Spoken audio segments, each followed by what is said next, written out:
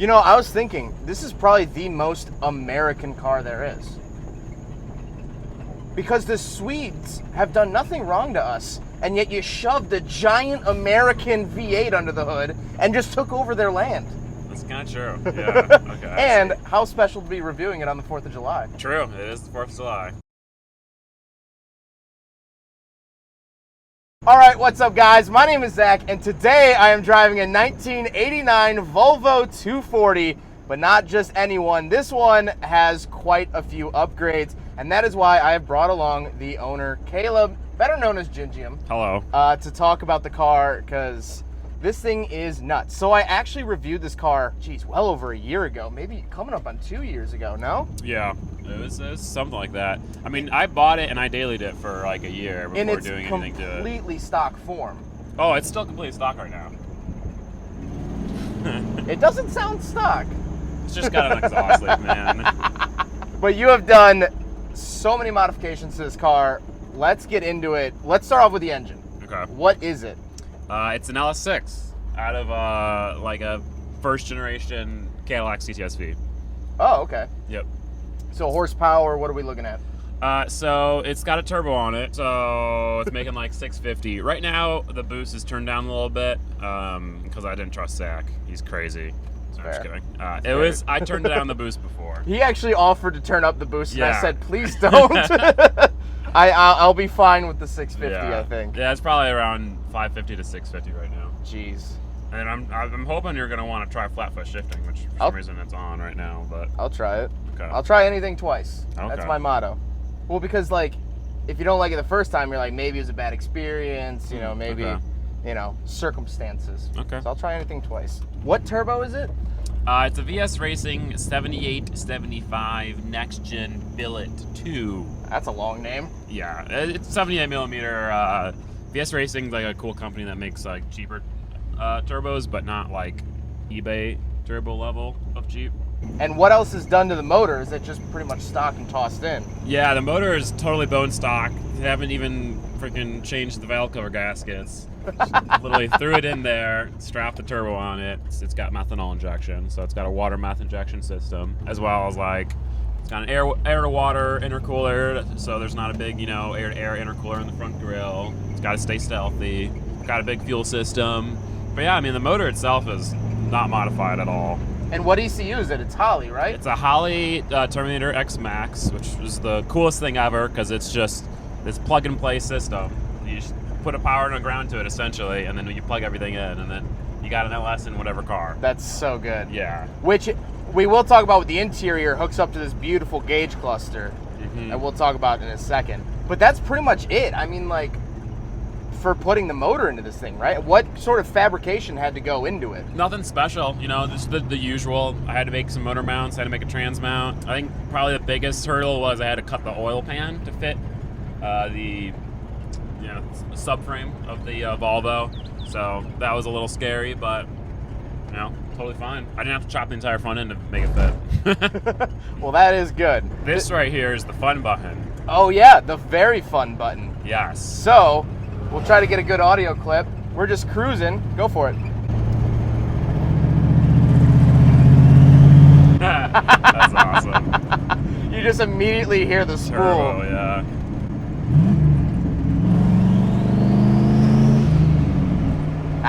What's this transmission? The transmission is a T56. Okay, so it's a 6-speed manual. Yep, obviously. 6-speed manual. The Cadillac transmission. So engine-wise, what's still Volvo? Nothing. There's no Volvo Even anything on left? this car. I think the only Volvo thing is the body and then like, you know, the front suspension. Yeah. That's about it.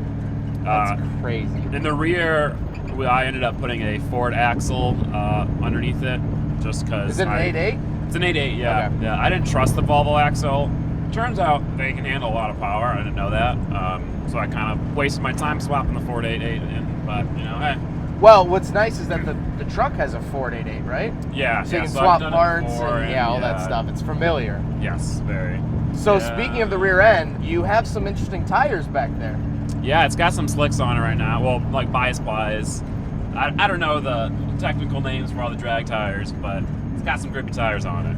but they blend in surprisingly well. The fact that you got the hubcaps to fit back on just makes this whole car, because they are slicks on the back. They honestly don't look like good tires. What do we have for brakes?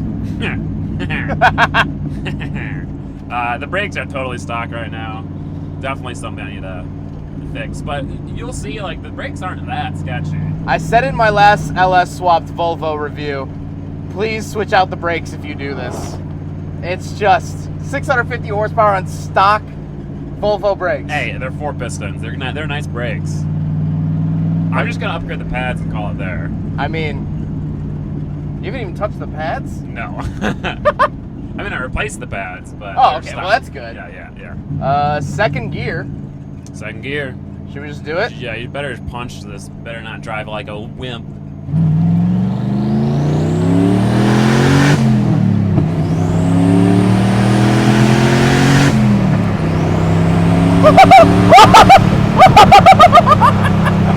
Oh my God!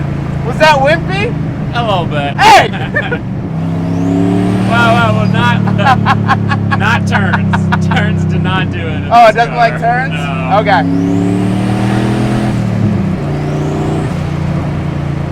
Oh my God.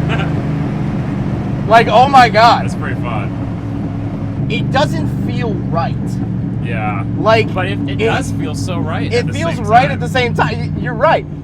I'm saying right too much. Anyway, the chassis is like, hey, what the heck is happening to me right now?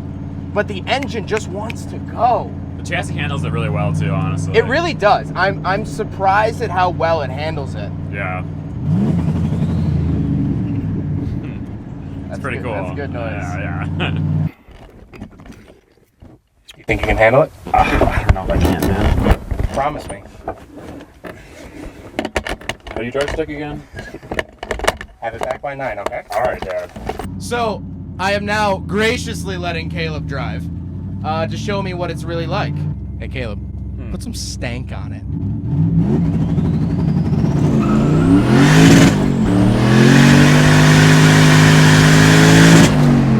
I missed third. Dude, I just destroyed the tires there. You see the lights? Woo! It blew those tires off. That was crazy.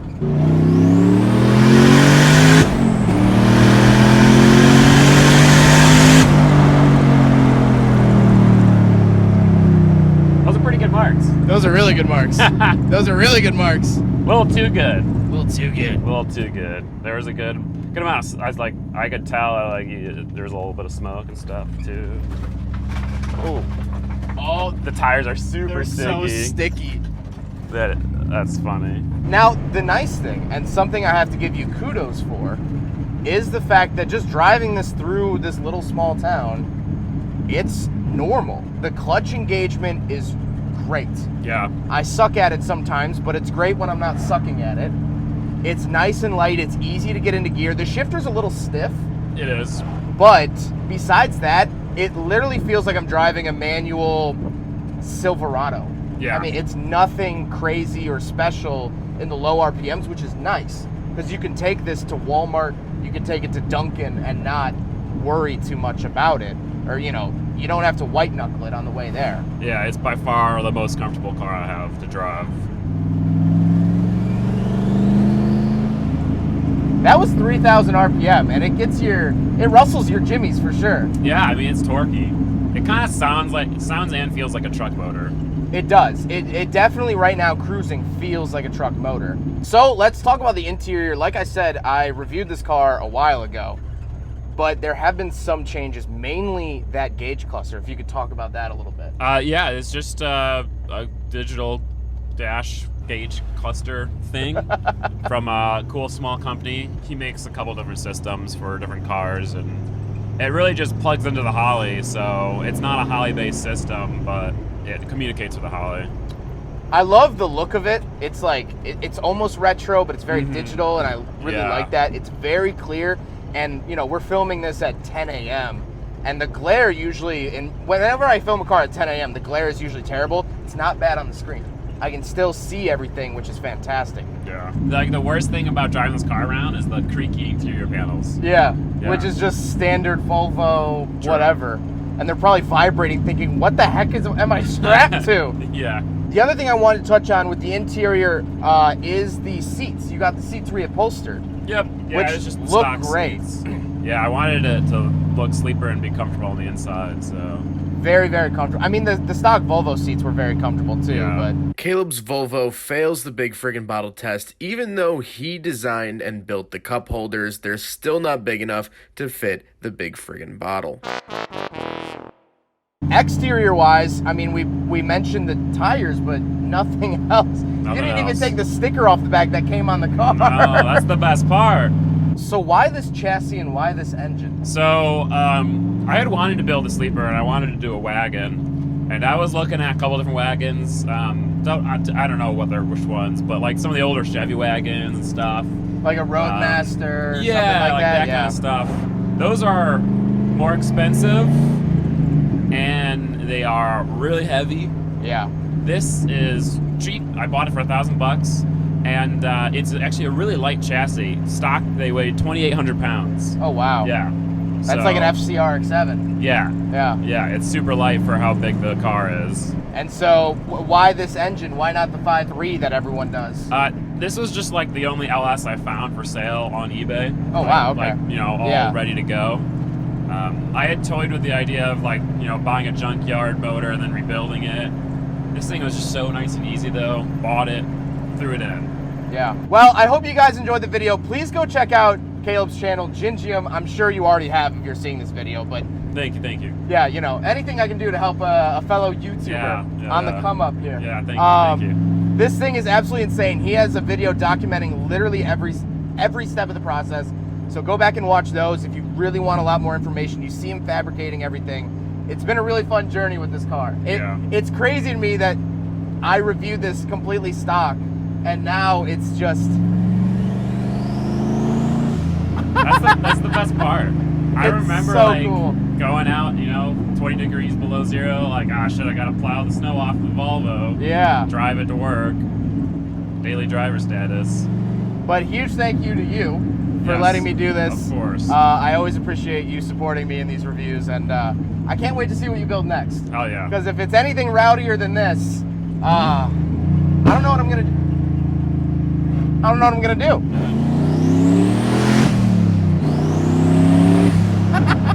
Take care, guys.